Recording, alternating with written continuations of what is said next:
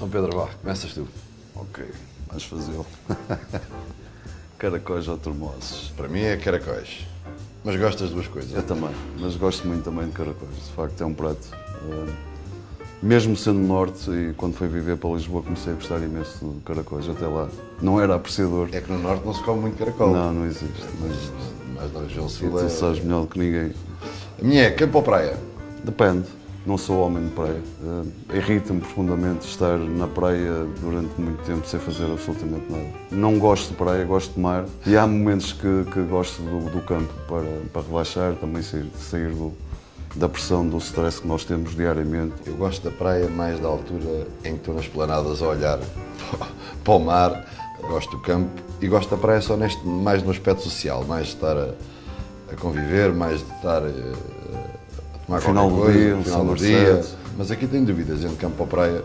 Umas vezes umas coisas, outras vezes outras. Então, vamos lá ao próximo. Agora tiro eu. Taça de Portugal. Tenho várias recordações, duas para mim foram importantes. Uma estava no Feirense em 90, 91, uma meia-final contra o Porto.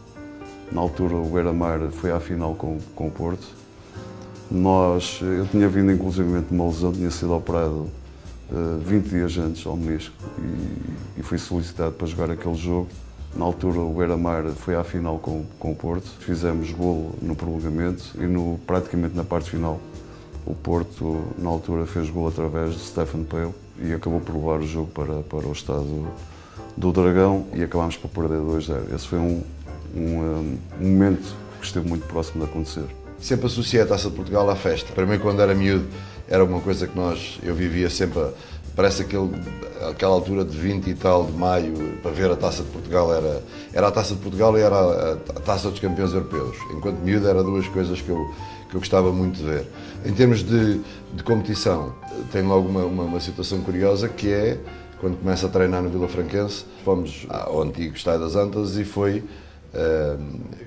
na altura com o José Mourinho, foi uma experiência gira, logo na segunda divisão, ir ao Estádio das Antas, jogar com uma grande equipa. Perdemos 4-0 logo nesse jogo, mas entramos muito bem e foi uma imagem logo da Taça de Portugal que me ficou agradável.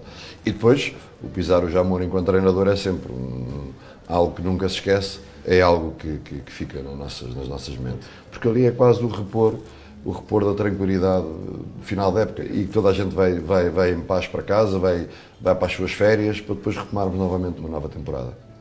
Mata de Jamor. Aquilo que retenho é esta parte do futebol que é uma parte tão agradável, que é as pessoas a conviverem de uma forma descomplexada, porem um bocadinho de álcool para dentro do organismo para depois irem para aquele calor já de uma forma muito mais soltinha. Esgrelhados. Quer dizer, aquilo dá um estado de espírito que depois o jogo é quase o culminar daquele dia, é a festa, não é? E acho que quem vive aquele dia é um dia muito agradável. Eu também tenho essa imagem. Nunca participei diretamente, mas ao passar notava-se de facto aquele momento mágico para toda a gente. É um momento único. Tenho a certeza que muitas das famílias vitorianas, por exemplo, vão aproveitar este dia para eles também. É, sim, senhora. Vamos à terceira? Vamos agora. Benfica. É o meu atual clube, é um clube que me diz muito, é um clube que nos obriga a ir aos nossos limites. A exigência é enorme e nós temos que nos entregar completamente sem reservas a este clube. E depois há um clube que nos dá a possibilidade de viver momentos que são momentos inesquecíveis. E quando se está dentro de um autocarro e se vê a cara das pessoas que estão fora desse autocarro a manifestarem-se e até a querer tocar no autocarro do Benfica, de facto estamos na presença isto é um clube de dimensão nacional e é um clube muito grande. É um prazer enorme trabalhar neste clube, com uma organização fantástica, com uma capacidade profissional enorme e depois trabalhar com jogadores que têm também muita qualidade. Portanto, acho que isto é quase o que qualquer de nós treinadores gosta de treinar ou imagina treinar a um nível elevado. O Benfica de facto tem isso e eu sinto-me privilegiado por ter essa possibilidade. Agora és tu a falar do Benfica. É de facto um clube de grande dimensão e portanto tem uma estrutura forte, adeptos e portanto é uma equipa grande com objetivos muito fortes e vincados E nota-se muito sinceramente que quem está de fora vê que neste momento é um Benfica bem estruturado. Agora a Vitória. Entrei no Vitória, está preparado para tudo e mais alguma coisa. Já é um grande clube. E o Vitória é um clube de paixão. Por vezes, eu tenho que reconhecer, gerir expectativas é o mais difícil naquele clube. No entanto, é um clube com uma dimensão extraordinária, adeptos fascinantes, e que os próprios atletas sentem isso diariamente, o pulsar da cidade, porque respira futebol, vive futebol, de uma forma única. O Vitória para mim é um clube que me diz muito, naturalmente. Todos os clubes onde eu passei têm um significado grande na minha vida. Depois o Vitória foi aquele salto que se dá em que de facto nós sentimos que subimos muitos patamares. E foram 4 anos de uma vida, 4 anos de uma carreira. O Vitória está inserido, como tu bem sabes, numa cidade que, na minha perspectiva, é uma cidade que é fantástica, em que os portugueses, quem não visitou, deve visitar, deve conhecer. Tem uma massa adepta que é conhecida por todos e, portanto, que é muito entusiasta, muito apaixonada e, portanto, transmite-nos a nós também uma grandeza enquanto jogadores, enquanto treinadores, porque sentimos que estamos a ser acompanhados por muita gente e que isso dá-nos dimensão enquanto jogadores e treinadores. É, de facto, um clube que está cada vez a ficar mais forte, cada vez a ficar mais profissionalizado. Quem treina ali está muito preparado para treinar a um nível mais elevado. Eu acho que é o clube em Portugal mais próximo daquilo que nós encontramos nos chamados grandes, porque tudo aquilo que nós vimos num clube, neste caso como o Benfica, existe no Vitória, naturalmente uma dimensão mais pequena. E foi isso que eu pensei quando saltei do Passos para o Vitória, foi isso. Precisava agora de um clube com estas características e felizmente isso aconteceu e foi de facto um marco importante da minha carreira. Vamos embora, agora sou eu a tirar. Ídolo do passado. Olha, eu recordo-me de tentar ver o Eusébio, estava ele no Beira-Mar e não consegui, tinha 5 anos. Eu tenho um ídolo, mas fazia parte do Feirense, que era um ponta-lança chamado Serginho. Mas ele foi, de facto, uma referência para mim. Não sendo uma grande dimensão, aquele foi um jogador que eu sempre nutri um grande respeito e tinha uma grande admiração por ele. Mas depois habituei-me a ver outros, eu gostava imenso de Jordão, do Manuel Fernandes. Mas acho que tu eras médio, mas gostavas da malta mais da frente. Eu era médio, mas toda a minha formação fiz muitas vezes a ponta-lança. Eu joguei na Primeira Liga como ponta-lança também, não como médio defensivo. Sentiste mais realizado depois a 6 ou ponta-lança? Quando é que sentiste melhor? Mais a 6. Na altura não foi muito... Foi um pouco complicado absorver aquilo. Porque pensava em outras coisas, também não fui preparado e na altura os treinadores também não nos preparavam para determinadas coisas, mas depois veio-se a verificar que ele estava correto e que provavelmente eu não teria feito depois a carreira que fiz se não fosse na posição 6. Eu nunca tive assim um ídolo que eu dissesse sou um seguidor, sou um fã deste jogador, mas admirei muitos jogadores, fundamentalmente médios, que eu também jogava ali na posição, e portanto, lembro-me, quando era miúdo, adorava ver o João Alves, e não era mesmo muito miúdo. Em termos nacionais era o João Alves, depois o Chalana, pela magia que tinha. O Platini, do ponto de vista internacional, era um jogador que eu gostava, pelo mesmo género, a forma como colocava, como organizava o jogo. Boniek, íamos por aqui fora agora.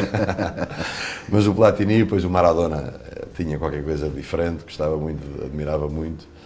Depois dos mais recentes, o Zidane, o próprio Rui Costa, jogadores que eu admirei muito e que, agora dizer assim que era um fanático por qualquer um destes jogadores, nunca tive isso, nunca tive pósteres nos quartos, nunca acompanhei, mas admirava esses jogadores fundamentalmente por essa capacidade de organizar o jogo que tinham e por esta magia que alguns deles também tinham. Então eras mais apreciador de quem atuava a número 10? A número 10. Pivô ofensivo. Era. Curiosamente, eu também o era. Era uma e é giro que nós muitas vezes temos referências de jogadores que mais ninguém os conhece, são esses tais do Feirense, como eu tinha quando era miúdo do Alverca. Havia sempre alguém que nos cativava a irmos ver o futebol, porque havia alguém que nós nos identificávamos muito com esse jogador, que não era ninguém conhecido. Os miúdos, quando olham para alguém que joga naquela equipa e que fazem com que eles vão ao futebol, não é? E eu também me lembro disso. Claramente. Eu me lembro disso quando era jogador e miúdo do Alverca. Faltou eu. Violência. E pá, isso é daquelas coisas que mais me assusta e ao mesmo tempo mais mais me custa ver, particularmente quando um desporto destes, uma modalidade tão bonita, apaixonante como é, que se passe esses extremos e que se passe para essa dimensão tão animalesca. Magoa-me, custa-me e desgosta-me. Acho que quem for minimamente inteligente e saudável mentalmente não gosta de qualquer tipo de ação de violência, como é evidente. No entanto, todos os agentes devemos ter maior preocupação e, de facto, fazer um trabalho de forma que as pessoas venham ao futebol com paixão, onde acabe, de facto, este nível de violência, porque a violência verbal, por vezes, é excessiva e não contribui nada para a nossa modalidade. E sabes que nós ao estarmos a fazer isto, estamos a fazer, na minha perspectiva, um grande contributo para isso. É importante que as pessoas todas se mentalizem disto, quer dizer, não basta sermos nós treinadores, ou nós jogadores, ou nós presidentes, de uma forma isolada, a passarem esta mensagem. Acho que está na altura de que nós, treinadores, jogadores, a comunicação social, dirigentes, toda a gente meta bem a mão na consciência. Não há muitos dias recebi uma carta de uma senhora que me pedia para passar uma mensagem que fosse de trazer as famílias ao futebol, porque ela ficava sempre assustada quando o seu marido ia com o filho ao futebol e ela nunca sabia como é que o filho iria regressar a casa. Portanto, quando uma família está com medo de ir ao futebol, alguma coisa não está bem. E nós temos todos que refletir com isto, porque as senhoras são para vir ao futebol, as crianças são para vir ao futebol e têm que vir de uma forma descontraída, têm que viver um espetáculo e viver aquele espetáculo. Não pode ficar uma mãe em casa preocupadíssima Claramente. Vamos para uma batalha campal todos os e não agentes sabemos são como é. responsáveis. Nós somos responsáveis, como todos, como é evidente. Sou eu, tu, já podemos ir. Fair play. Fair play. Eu quero levar mais esta questão do fair play para aquilo que é o jogo em si. Não é? É importante que toda a gente também tenha esta noção de que nós estamos debaixo, muitas vezes, de muito stress. A obsessão por ganhar e os bons são quem ganha e quem não ganha já não presta, leva muitas vezes a que nós estejamos num jogo e assistir coisas que, para ganhar, se calhar quase que vale tudo, não é? Há uma coisa que eu jurei a mim próprio como treinador e que vou levar religiosamente até morrer. Posso estar errado ou por vezes nem ganhar tantas vezes, mas comigo as equipas jogam de uma forma saudável e eu jogo pelo jogo. E sem subterfúgio. É evidente que há técnicas, há estratégias, como é perfeitamente normal.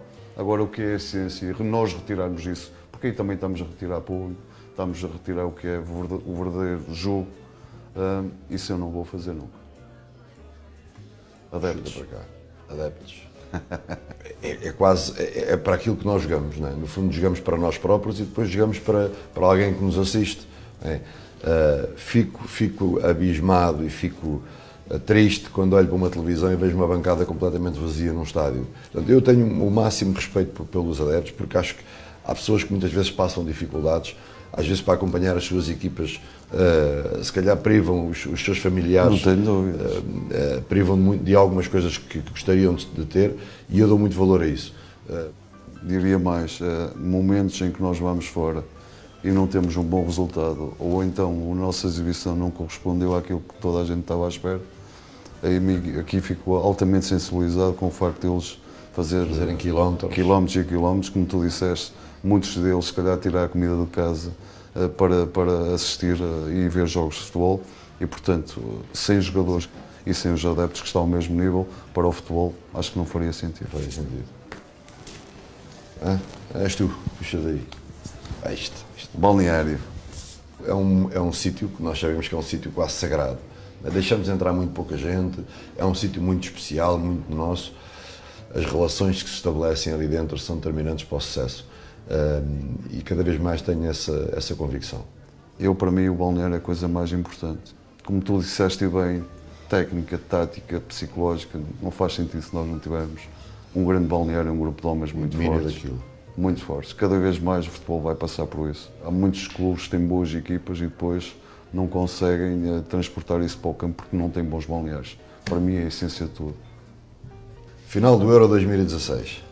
Eu penso muito no Euro 2016, no Fernando Santos, porque foi das poucas pessoas a acreditar. Provavelmente, quando ele teve aquele discurso, toda a gente poderia chamar louco. É um momento que nós já estávamos à espera há muito tempo. Eu recordo-me de 84, em que chorei inclusivamente o Europeu de França, onde praticamente perdemos na parte final. Eu recordo-me perfeitamente disso. É um momento que nós estamos à espera, desde 2004 também estivemos muito próximos de ganhar. Felizmente que aconteceu desta forma. É evidente que os atletas foram fantásticos e foram os grandes obreiros, mas acima de tudo porque tiveram um líder que sempre acreditou e que inclusivamente conseguiu com o seu discurso transcender aquele grupo de trabalho. Sim, tem esse significado que tu falaste muito bem, que é a importância de um líder, a importância do treinador e a forma como ele conseguiu mobilizar toda a gente para ir atrás dele, para se ganhar alguma coisa na vida. E o Fernando Santos nisso foi extraordinário e foi um marco importantíssimo para nós. Rivalidade. Rivalidade faz parte, desde que haja respeito, para mim é perfeitamente normal, cada um se manifestar de acordo com o seu gosto ou preferência clubística, não podem ultrapassar coisas que não sejam saudáveis. Agora, sem rivalidade, o futebol também não é a mesma coisa, também não cresce da mesma forma. Toda a gente ganha com a rivalidade, desde que seja dentro dos limites, evidentemente. E quando há rivalidades muito presentes num jogo, a promoção deste espetáculo parece que ganha uma dimensão diferente. Completamente. Portanto, quer dizer, faz parte. Faz parte. E isto tem que ser, também não podemos, temos que olhar para isto como algo muito positivo. Agora, não podemos depois passar aquilo que nós muitas vezes assistimos, passar dos limites, isso é que não é? Família, trabalho. Ui. É uma relação fortíssima que tem que existir. Nós trabalhamos para a família e a família tem que, no fundo, estar sempre ali presente para nós trabalharmos bem. A estabilidade, a tranquilidade, para nós podermos estar a exercer a nossa profissão. E quando digo nós, não digo só os nossos treinadores, mas mesmo o próprio jogador. Se alguma coisa na família não está bem, aquilo vai ter consequências mais tarde ou mais cedo. E nesse sentido, esta relação aqui para mim é fundamental. É importantíssimo o lado familiar. E no fundo nós estamos a viver para eles. Mas eu não estou de acordo, não vivemos para eles. Eu acho que eles é que nos permite que nós façamos aquilo que mais gostamos. Tenho que dar os parabéns à minha família, porque de facto são de uma compreensão extraordinária, mas de facto na nossa cabeça, muitas vezes, mesmo estando em casa, nós não estamos lá para eles. E repare, se a nossa família não compreender aquilo que não perceber a nossa função, é meio caminho para as coisas não funcionarem, e, portanto, isso estás a dizer é uma verdade, não é? Não daí eu dizer que eles são responsáveis e permitem que eu realize aquilo que eu mais gosto de fazer. E isso é de tirar o chapéu e não é fácil. Sou eu ou tu? Posso ser eu, vídeo-árbitro. Eu sou um defensor de tudo aquilo que são as ajudas que pode haver para que o espetáculo seja melhor. Eu não gosto muito quando se utiliza o termo da verdade esportiva, porque também não acho que as pessoas, quando os erros surgiram, havia mentira desportiva. Talvez o termo justiça desportiva seja melhor, no sentido que é repor ali aquilo que houve um erro, mas que vamos tentar que esse erro não seja um erro muito grave. Agora, também tenho algum receio, porque isto por si só não resolve os problemas, vai ajudar, mas não resolve os problemas. Mas pronto, a Federação tomou esta posição, agora há que pô-la em prática, mas há que também perceber, ter tolerância, há que perceber esta adaptação. O jogo vai mudar, porque se calhar em determinados momentos os árbitros vão deixar de analisar e esperar pelo vídeo-árbitro, mas sou um defensor de tudo aquilo que venha a ajudar a que o jogo seja mais justo. Eu subscrevo tudo o que acabaste de dizer, só tenho 2 pontos. Nós não podemos perder a essência do jogo. Por vezes há decisões, não tendo vídeo-árbitro, por vezes demoram muito tempo a elas serem decididas e, portanto, também se perde ali muito tempo. No entanto, esperemos que, de facto, a essência do jogo e paragens atrás de paragens não venha a prejudicar aquilo que é fundamental no futebol. E para mim tem outro que eu acho que é importante. Se não achas que em determinado momento nós poderíamos ter intervenção nesta situação de vídeo-árbitro. Nós neste momento estamos dotados de todos os meios visuais. Eu pergunto aqui se em alguma situação nós também não poderíamos ter aqui, como acontece isso no ténis, uma outra intervenção em que o próprio treinador peça essa intervenção para que seja analisada naquele momento. Estás a falar o chamado... Faço-te a questão. Eu sou a paragem no jogo. Eu também sou. Falei da essência, subscrevo tudo o que tu acabaste de dizer, não vai resolver todos os problemas, agora vamos ter que nos adaptar a uma nova realidade, quer os próprios observadores, quer os próprios treinadores e os jogadores vão ter que se adaptar a uma nova realidade. O curioso é que até à data nós éramos, o árbitro era quase o único Não elemento. foi como o olho Falcão existe. Exatamente. No O árbitro até à data era o único elemento quase que estava em casa, dos que estavam no estádio, dos que estavam na televisão. O árbitro, que é quem decide, é a única pessoa que não sabia o que é que se tinha sido ou não tinha sido. Nós temos logo a informação quase em tempo útil. Quem está no estádio, basta olhar para uma televisão do estádio Claramente. e vê logo uma imagem. Quem está em casa vê uma repetição. E o árbitro, que é quem decide, é quem não tem essa possibilidade. Portanto, tudo o que seja este tipo de coisas, eu sou o defensor. O futebol muitas vezes tem muita dificuldade. Qualquer mudança que haja tem que ser aqui uma... Quando falaste na intervenção, até já apologista, que o treinador tivesse uma ação mais eficaz no jogo. Num momento ou outro, eu acho que podia uma paragenzinha para reunir as tropas. Repara só nisto. Nós temos pouca intervenção. Pouca intervenção. Muitas vezes nós somos criticados, muitas vezes quando nós temos pouca intervenção no jogo. Vocês não imaginam, não é? Estou a falar para quem está a nos ouvir. O que é ter 30 mil, 40 mil num estádio e nós queremos passar a informação e ninguém nos ouve. O treinador poder fazer uma paragem, eventualmente para corrigir um aspecto ao outro, para chamar alguém, para passar uma mensagem. Mas tu passando ajudaria. a mensagem, ela vai chegar ao outro lado já com ruído completamente diferenciado. Eu só contar esta história que vem aqui a talho foi-se. Eu tive um jogo já aqui há pouco tempo em que eu tinha que passar a mensagem ao meu adjunto.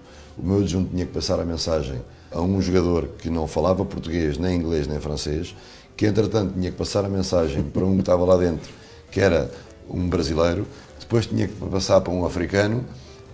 Entretanto, eu pus um papel, dei um papel para instruções, bastou a meio do jogo mudar o papel ao contrário. Estás a ver o cenário que foi, que era para jogar à direita, jogou à esquerda, e bastou só ver-se o papel ao contrário. Portanto, quando às vezes me vêm com teorias da comunicação e desta parte dos treinadores, aquela experiência que eu vivi ali é exemplificativa como é que isto, das dificuldades que nós muitas vezes temos, quando aquilo se calhar era uma paragem, reunir ali 2 ou 3 jogadores e explicar uma coisa mais importante. Não estou a dizer em paragens absolutas, porque isso iria voltaríamos novamente àquela conversa que eu disse sobre a essência do que é o jogo, e poucas paragens é o ideal, como é o facto.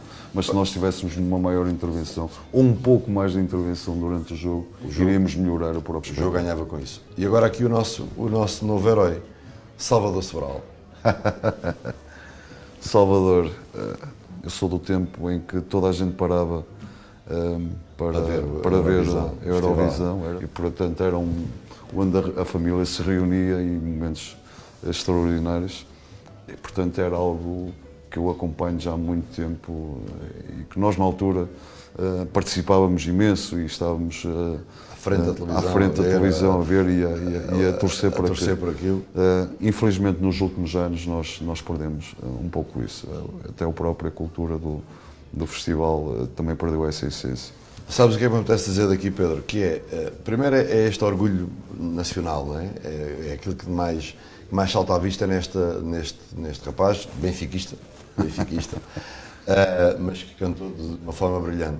Ele mostrou a simplicidade a cantar, a qualidade, e a paz. sem grandes espalhafatos, de uma forma muito natural.